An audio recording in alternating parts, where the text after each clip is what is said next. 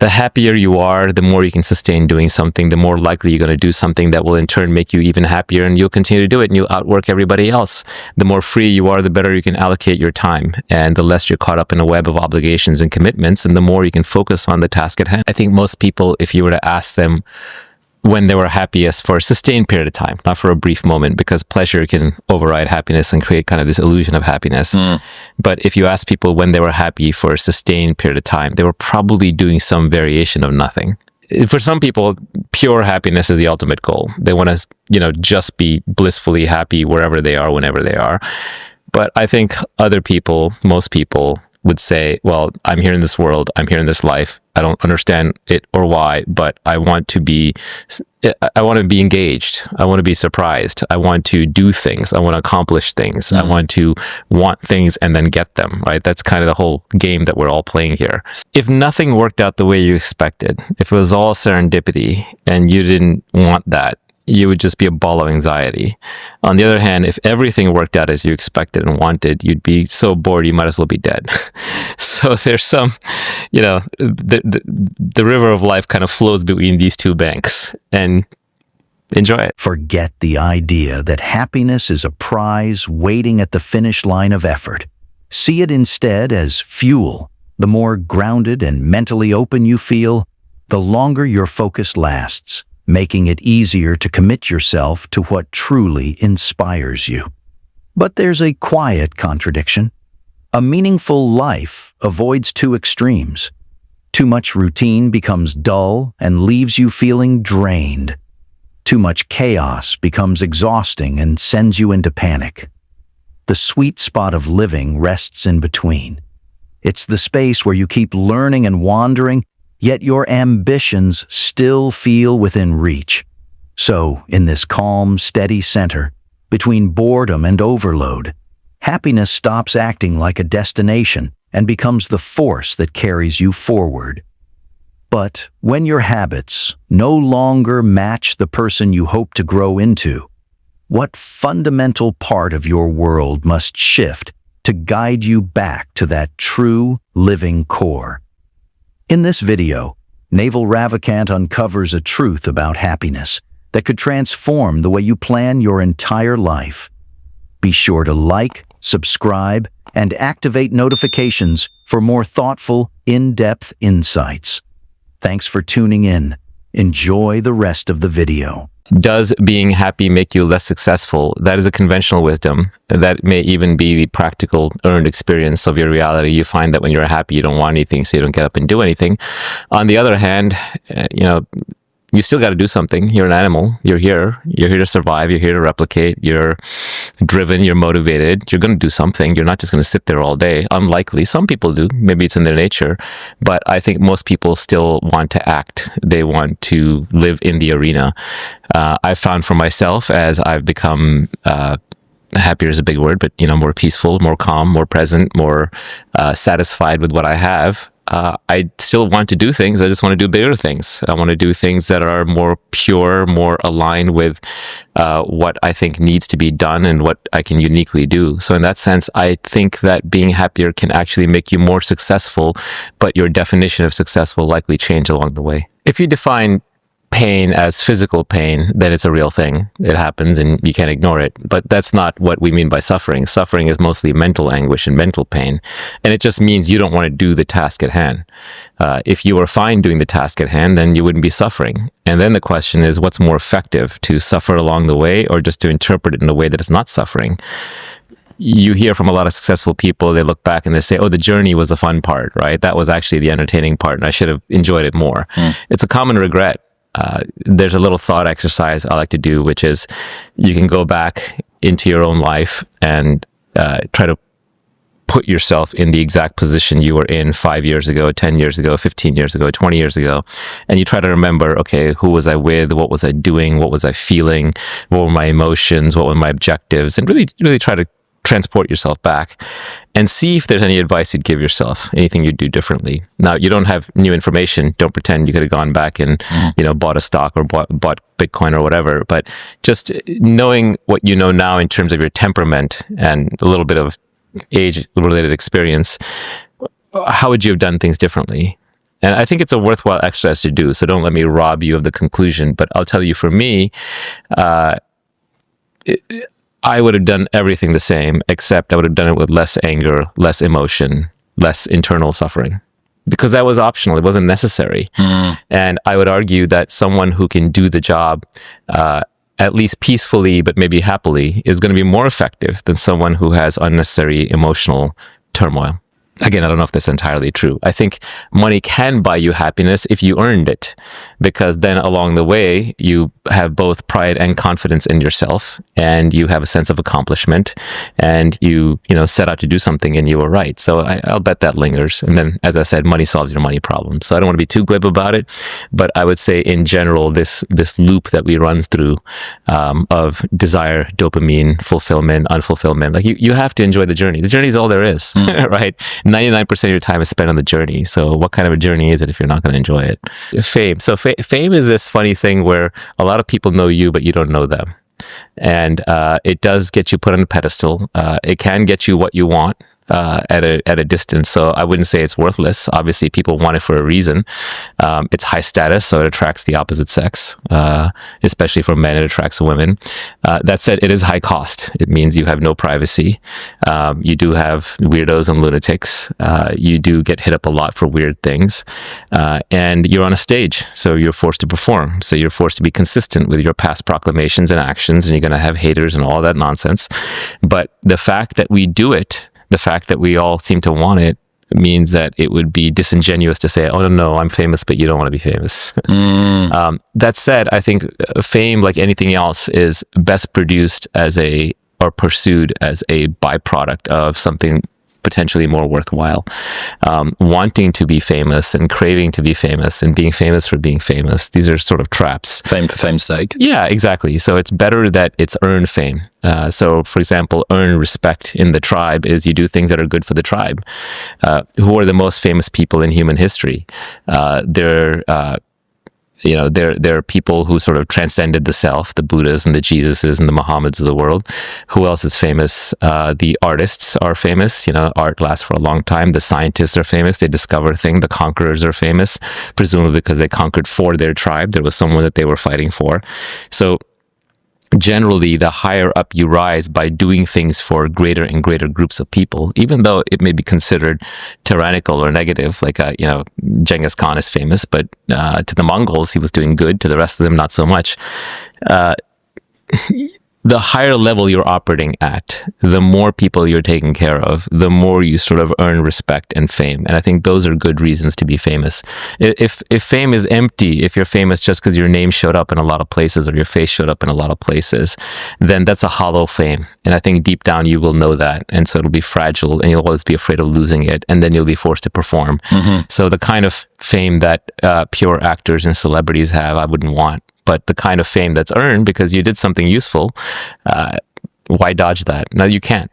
I look at the people, and I don't want to offend anybody, but I look at the people who don't like themselves, and that's the toughest slot because they're always wrestling with themselves, and it's hard enough to face the outside world, and no one's going to like you more than you like yourself. So if you're struggling with yourself, then the outside world becomes an insurmountable challenge.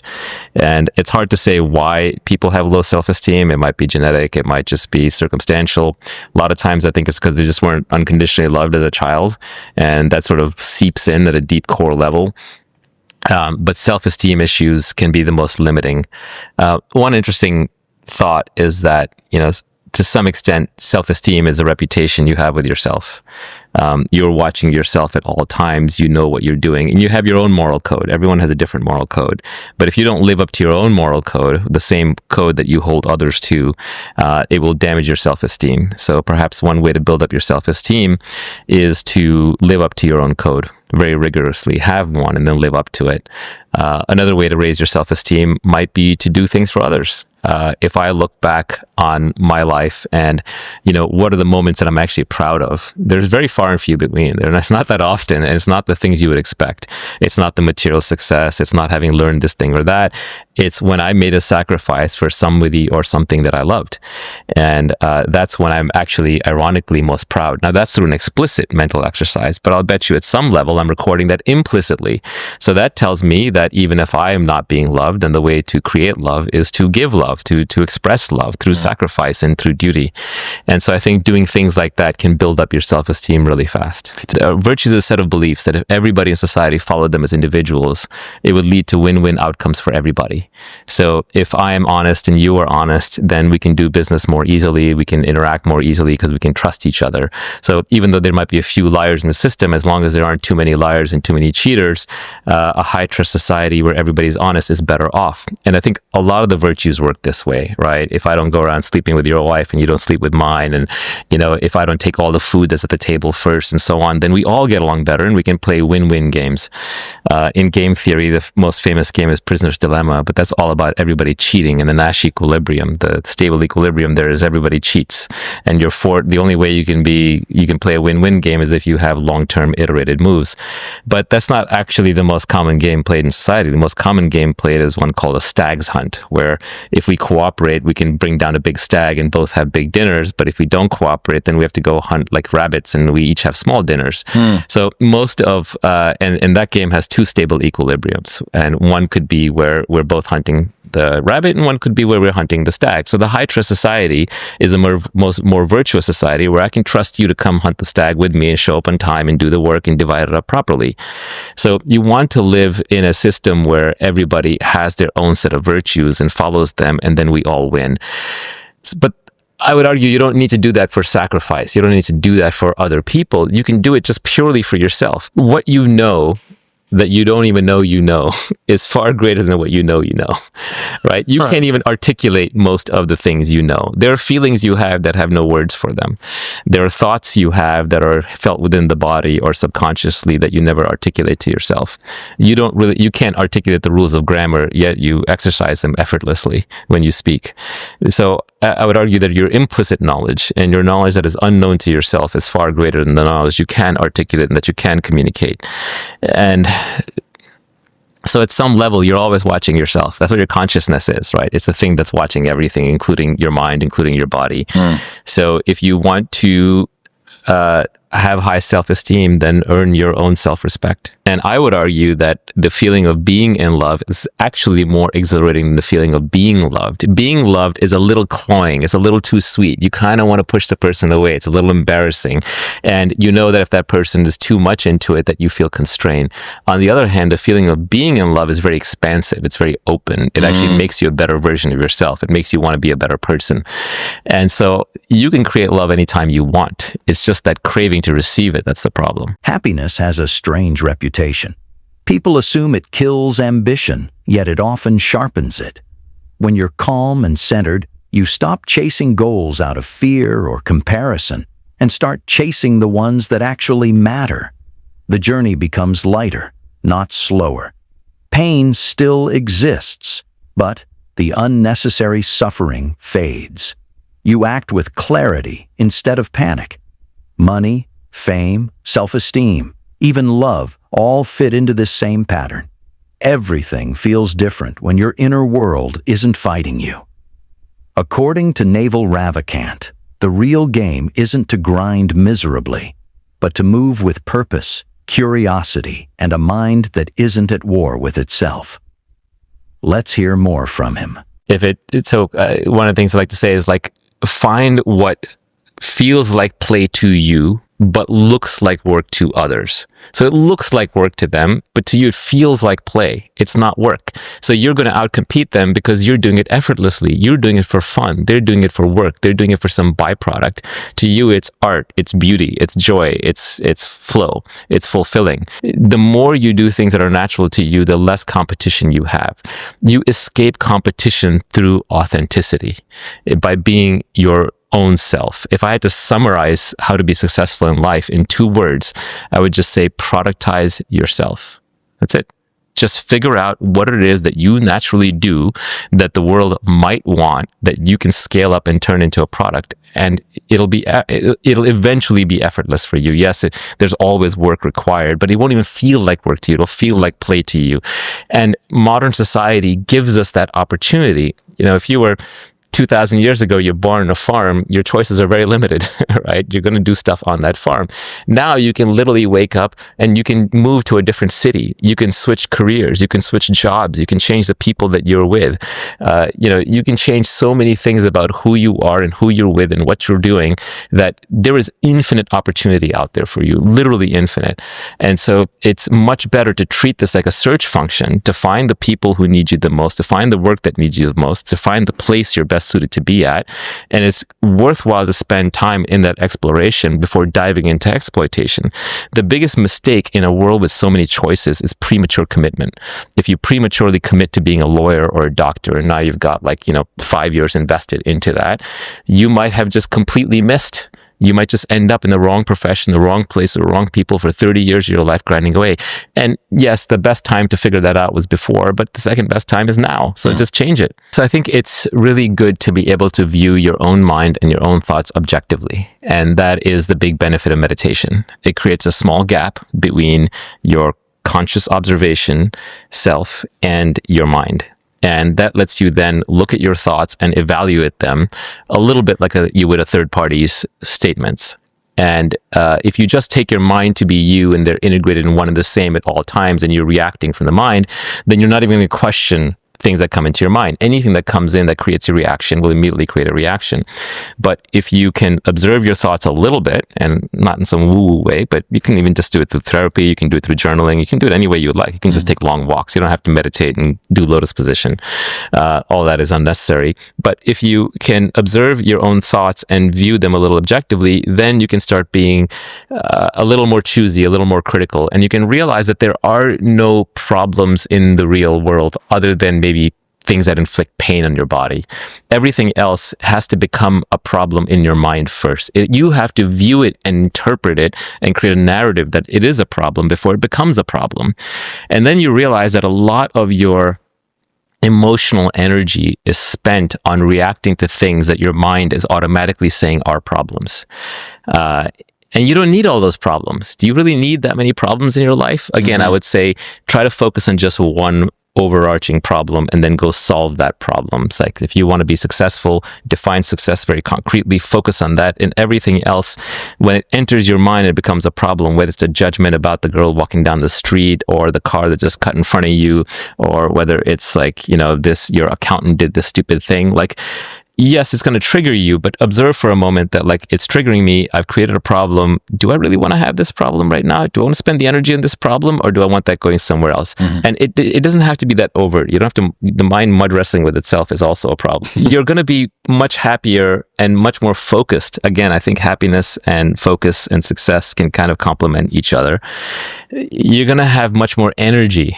Just think about it as mental energy. You're going to have much more mental energy to focus on the actual problems you want to solve if you don't start unconsciously, subconsciously, reactively picking up problems everywhere. So before anything can be a problem that takes up your emotional energy, you have to accept it as a problem. You can be choosy about your problems. And I'm not saying I'm perfect in that regard, but I think I'm better than I used to be. Yeah, cynicism and pessimism is a tough one. We're naturally hardwired for it. Again, I go back to evolution. I'm sorry to keep harping on evolution, but within biology, there's very few good explanatory theories. And, theory of evolution by natural selection is probably the best one. So if you can't explain something about life or psychology or human nature through evolution, then you probably don't have a good theory for it. And I would say that pessimism is another one that comes out of this, which is in the natural environment, you're hardwired to be pessimistic, because let's say that I see something rustling in the woods, and if I move towards it and it turns out to be food and prey, then good, I get to eat one meal. But if it turns out to be a predator, I get eaten, and that's the end of that. So we are hardwired to avoid ruin, just dying. So we are naturally hardwired to be pessimists. But modern society is very different. Despite whatever problems you may have with modern society, it is far, far safer than living in the jungle and just trying to survive. And the opportunities and the upside are nonlinear. For example, when you're investing, if you short a stock, the most money you can make is 2x. You just lose. If the stock goes to zero, you double double your money. But if the stock is the next NVIDIA and it goes 100x or 1000x, you make a lot of money. So upside because of leverage is nearly unlimited. Also in modern society, because there's so many different people you can interact with, if you go on a date and it fails, there are infinite more people to go on a date with. In a tribal system, there might have been 20 people and you can't even get through all of them. So modern society is far more forgiving of failure. And you just have to sort of neocortically realize and override that. You have to realize that you're much more running a search function to find the thing that'll work. And then that one thing will pay off in massive compounding. Once you find your mate for the rest of your life, you find your wife or your husband, then you can compound in that relationship. It's okay if you had 50 failed dates in between. The same way, once you find the one business you're meant to plow into and it'll compound returns, it's okay if you had 50 small failed ventures or 50 small failed job interviews. The number of failures doesn't matter. And so there's no point in being a pessimist. You want to be an optimist, but I would say you want to be skeptical about specific things. Every specific opportunity is probably a fail, but you want to be optimistic in the general. In the general, you want to be like, something in here is going to work. I also think like labels like pessimist, optimist, cynic, introvert, extrovert, these are very self-limiting. Humans are very dynamic. There are times when you feel like being introverted. There are times when you feel like being extroverted. There are contexts in which you'll be pessimistic. There are contexts in which you'll be optimistic. Leave all those labels alone. It's better just to look at the problem at hand, look at reality the way it is. Try to take yourself out of the equation in a sense. Like, obviously you're involved, but motivated reasoning is the worst kind of reasoning. You're not going to find truth through highly motivated reasoning. You have to be objective, and objective means trying to take yourself out of it as much as possible, or at least your personality out of it as much as possible. And so to the extent you run with this thick identity and personality, it's going to cloud your judgment. It's going to try and lock you into the past. If you say, I'm a depressed and unhappy person, yeah, I'm going to be unhappy, that's a way of locking yourself into your past. Even saying, I have trauma, I have PTSD, yeah, you feel something. There are memories, there are flashes, there are occasional bad feelings. But don't define yourself by it, because then you'll lock it into your identity and you're just going to loop on it. It's better to stay flexible, because reality is always changing and you have to be able to adapt to it. Adaptation is also intelligence. Adaptation is survival. Adaptation is kind of how you're here. You're here because you're an adapter and your ancestors were adapters. So to adapt, you'll be able to see things clearly. And if you're seeing them through your own identity, it's going to cloud your judgment. If you're thinking about your personality and your ego and the character of you, and you're obsessing over that, that's where a lot of depression and unhappiness sort of lingers and gets cultivated. So thinking about, woe is me, this happened to me, that happened to me, I have this personality, I have this issue, I deserve this, I didn't get that. You're just strengthening a little beast in there that is insatiable. And that's where I think a lot of unhappiness comes from. Detachment is not a goal. Detachment is a byproduct. It's just a byproduct of just realizing, what matters and what doesn't. And just for one moment on the self thing, I think everybody craves thinking about something more than themselves. If you want to be, happy, to some extent, you have to forget about your personal problems. And one way to do that is take on other problems, bigger problems. And that could be a mission, that could be spirituality, that could be kids. It could be caring about the planet, although I think people take that a little far, and then they get kind of oppressive and tyrannical in support of abstract concepts. But so these can be taken too far, just like religion, for example, just like anything in excess. Yeah, anything in excess, right? But generally, the less you think about yourself, the more you can think about a mission or about God or about a child or something. There is something powerful about people who work from their natural strengths. They move with an ease that others cannot imitate. What feels like hard labor to everyone else somehow feels like play to them. That advantage compounds over time. When your daily work matches who you are, effort becomes energy. Ideas come faster, and you stop fighting battles that were never meant for you. Modern life gives you the freedom to experiment, adjust, and shift directions until something fits. The real mistake is staying locked into a path simply because you started it. A clearer life begins with a clearer mind. Most people let their thoughts pull them around without question. But once you create a little distance between your awareness and your reactions, you start seeing how many of your struggles are mental habits, not actual problems. When you stop picking up every passing irritation, you gain the attention and emotional space to focus on a single meaningful goal. Human nature leans toward pessimism because it once kept us alive. In the past, caution prevented disaster. Today, opportunity is far greater than danger. Yet the instinct remains. If you treat every challenge like a threat, you shrink your world. Modern life rewards curiosity, experimentation, and the willingness to try again. One good idea or one aligned relationship often repays years of small failures. The number of attempts matters far less than the willingness to keep searching. The biggest trap is becoming too focused on yourself. Constantly replaying mistakes, analyzing your personality, or reliving old wounds only deepens the feeling of being stuck. Life becomes larger when your attention moves outward. A mission, a craft, a belief, a responsibility, or someone you care about can pull you out of your own head. When your identity stops suffocating you and your purpose becomes bigger than your personal story, everything opens up. As we wrap up, which idea from Naval Ravikant challenged your beliefs the most? Let us know your thoughts in the comments below. Share this video and hit the like button. Thanks for watching. And don't forget to subscribe.